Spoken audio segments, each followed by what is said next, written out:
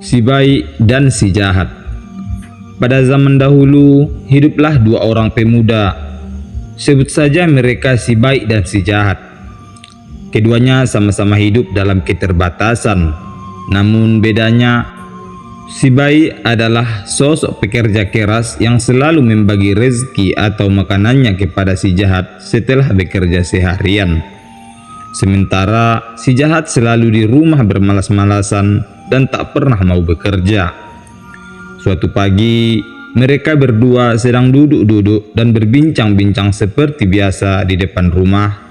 Si jahat mengaku sudah bosan dalam keterbatasan secara finansial.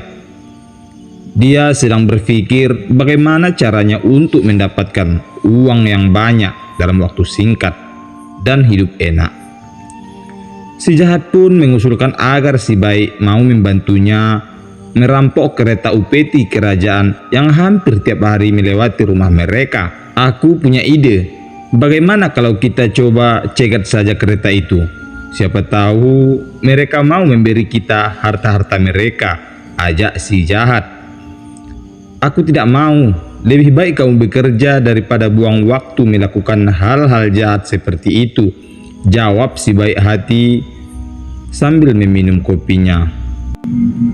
Benar saja, tak lama kemudian kereta upeti kerajaan itu lewat di depan rumah mereka.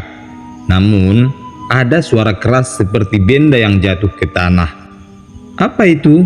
Kata si jahat dan si baik bersamaan. Mereka pun segera beranjak dari teras rumah dan melihat satu karung besar milik kereta upeti kerajaan yang jatuh di tanah. Si baik berteriak berusaha memanggil para prajurit yang mengawal kereta tersebut dengan maksud memberitahu barangnya ada yang jatuh. Sudahlah, percuma kamu panggil mereka. Mereka tak akan mendengar teriakanmu. Ini mungkin sudah jadi rezeki kita, kata si jahat sambil mengangkut karung yang berat itu ke dalam rumahnya. Alangkah terkejutnya mereka setelah membawa karung itu ke serambi rumah. Ternyata karung itu berisi koin emas yang sangat banyak. Si baik menyarankan agar mengembalikan karung itu ke kerajaan. Namun si jahat langsung menolaknya. Kita harus kembalikan koin-koin emas ini karena bukan milik kita. Ini bukan hak kita, kata si baik. Ah, kamu polos banget sih. Ini jelas-jelas rezeki kita kok, jawab ketus si jahat.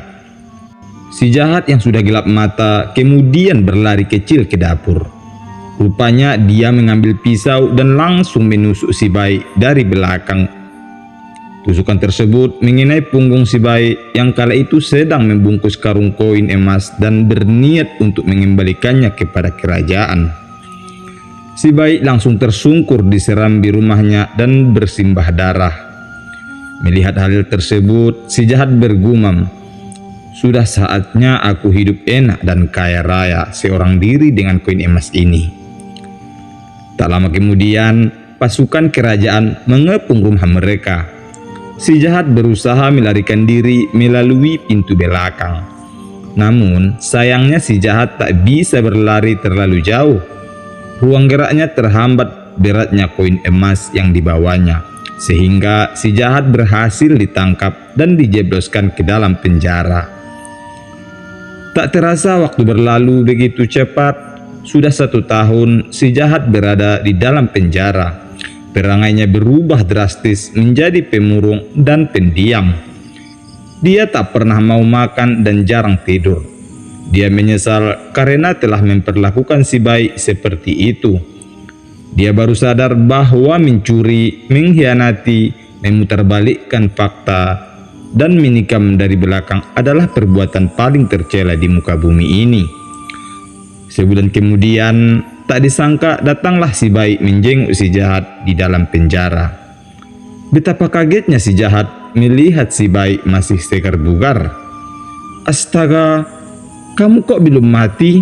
Kata si jahat dari balik jeruji besi sambil menitikan air mata.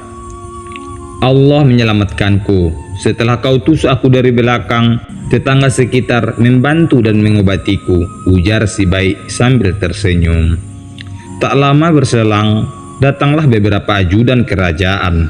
Rupanya si baik sudah bertemu dengan sang raja, meminta si jahat dimaafkan dan dilepaskan. Permohonan itu dikabulkan karena sang raja terkenal sangat bijaksana. Si jahat pun akhirnya bebas dari penjara. Mereka berdua langsung bergegas kembali ke rumah yang dulu pernah mereka tempati bersama. Betapa malu dan sedih hati si jahat. Ternyata si baik tidak membencinya meski dia telah mencoba menghabisi nyawanya. Sejak saat itu, si jahat akhirnya berubah menjadi orang yang baik hati. Si jahat yang dulunya malas-malasan, kini rajin bekerja serta jujur pula. Sedikit pesan moral dari kisah di atas. Apabila Anda adalah orang baik, teruslah berbuat baik. Jangan pernah membalas kejahatan yang dilakukan orang lain dengan kejahatan yang sama atau bahkan lebih jahat. Apabila Anda orang yang jahat, mulailah berbuat baik. Karena Anda bisa belajar dari kejahatan yang Anda lakukan terhadap orang yang bermaksud baik kepada Anda. Jangan pernah memutarbalikkan fakta, karena yang benar akan tetap benar. Jika Anda paksakan, waktu akan membuat Anda merugi dan menjadikan makhluk paling hina di muka bumi ini.